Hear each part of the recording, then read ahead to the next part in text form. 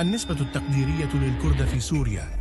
يعلم كل قارئ للتاريخ بأن سوريا بخارطتها الحالية دولة حديثة نتيجة اتفاقية سايكس بيكو، حيث تم ضم الجزء الغربي من كردستان لها في هذه الاتفاقية.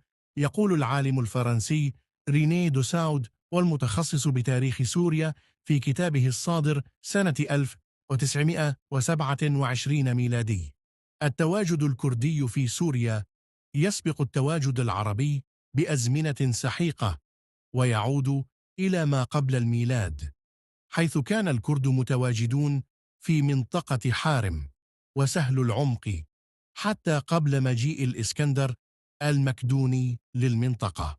أكتفي بقوله كون المصادر كثيرة جدا. حتى العام 2006 كان عدد الكرد التقريبي من عفرين إلى ديريك، ويبلغ عدد الكرد في المناطق بالكردية أكثر من 3 ملايين كردي على أقل تقدير. في نفس العام هناك معلومات مسربة من اجتماع للقيادة القطرية لحزب البعث العربي الاشتراكي، كما ذكر ذلك الدكتور المرحوم عبد الرحمن آلوجي في ندوة في مدينة درباسية عام 2011 ميلادي.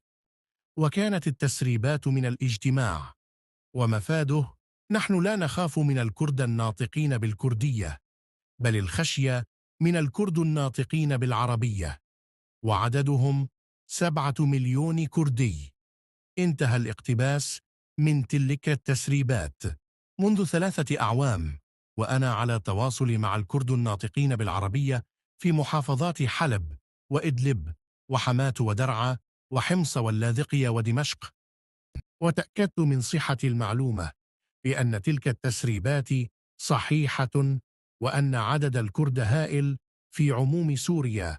عدد السوريين في العام 2010 ميلادي كان 22 مليونا. إذن عدد الكرد في سوريا في العام 2006 ميلادي كان ما يقارب 50%.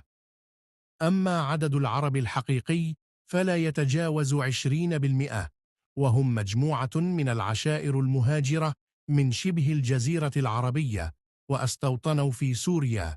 وكل من يقول بأنه عربي ولا ينتمي لعشيرة عربية فهو دخيل على العرب وليس منهم. بمعنى غالبية الناطقين بالعربية في سوريا أصحاب العيون الزرقاء أو البشرة البيضاء ليسوا عربا، بل مستعربون من بقايا الشعوب التي كانت تتواجد في سوريا. وهذا لا يعني أنهم بدون أصل، بل نسيوا أصلهم واستعربوا بعد الاحتلال العربي للمنطقة، وذلك بحجة نشر الدين الإسلامي. لذلك الكرد أكثرية وليسوا أقلية، وعلى القيادات الحزبية الكردية أن تعي ذلك جيدا، وأن تضع هذا الأمر في الحسبان في أي حوارات مستقبلية حول الحقوق القومية للشعب الكردي، وأن لا تنظروا إلى الكرد كأقلية، وأن لا نكون زاهدين بحقوق الكرد.